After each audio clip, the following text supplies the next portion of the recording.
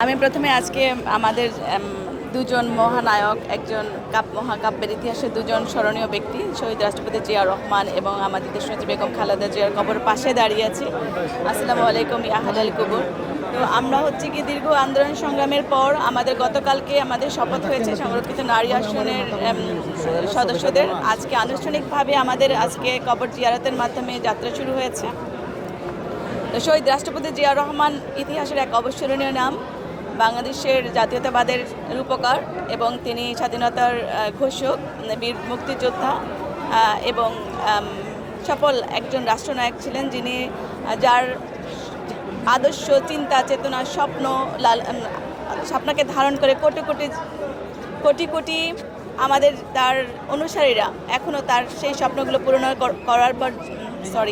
সেই স্বপ্ন পূরণ করার জন্য বদ্ধপরিকর।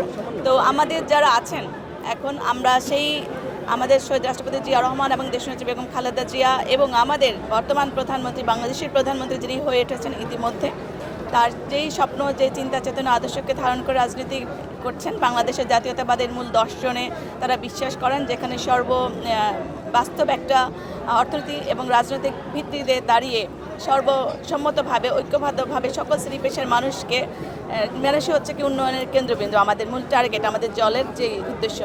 সেখানে আমাদের দেশনেত্রী বেগম খালেদা জিয়াকে দেখেছেন আপনারা, যখন তিনি দীর্ঘ ফ্যাসিস্ট আমলে নিপীড়ন নির্যাতন শেষে যখন তিনি মুক্তি পেয়েছেন, তিনি একটা কথাই বলেছেন যে হিংসা নয়, প্রতিহিংসা নয়, ভালোবাসা এবং শান্তি দিয়ে আমাদের সমাজ গড়ে তুলতে হবে।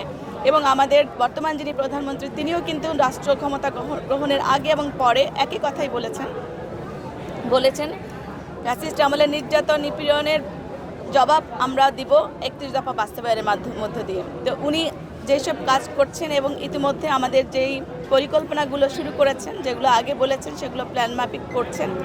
আমাদের নারীর ক্ষমতা তৃণমূলের পর্যায়ে উন্নয়নের কেন্দ্রবিন্দুটা উনি তৃণমূলে নিয়ে গেছেন। আগে যেরকম আমরা দেখেছি একটা ফোকাসিং লেভেলে, উপরে সারফেস লেভেলে আমরা দেখেছি যে উন্নয়নটার সূত্রপাত হচ্ছে, এখন কিন্তু উনি রুট লেভেল থেকে উন্নয়নটা শুরু করেছেন। সেখানে নারীর ক্ষমতায়ন এবং কৃষকদের মুখে হাসি ফোটানোর জন্য এবং গ্রামীণ অর্থনীতি স্বনির্ভর করার জন্য এবং এডুকেশন সিস্টেম ডেভেলপ করার জন্য এবং আমাদের বেকার যুবকদের কর্মসংস্থানের জন্য, প্রত্যেকটা মানুষের মুখে হাসি ফোটানোর জন্য তিনি বদ্ধপরিকর। তো আমি মনে করছি আজ আমরা যেই শপথ গ্রহণ করেছি, এই শপথের মাধ্যমে আমরা আমাদের 3 নেতার স্বপ্ন পূরণে একজন গুরুত্বপূর্ণ ভূমিকা পালন করবো ইনশাল্লাহ। যে আমাদের এখন যে এডুকেশন সিস্টেম আপনারা দেখেছেন এর আগে শেখ হাসিনার আমলে আমাদেরকে কীভাবে বাচ্চাদেরকে মেধা থেকে নষ্ট করেছে, ব্রেন ড্রেন তৈরি করেছে, সেই জায়গায় তারা আলু ভর্তা শিখেছে, বিছানা গোছানো শিখিয়েছে পড়াশোনার বদলে।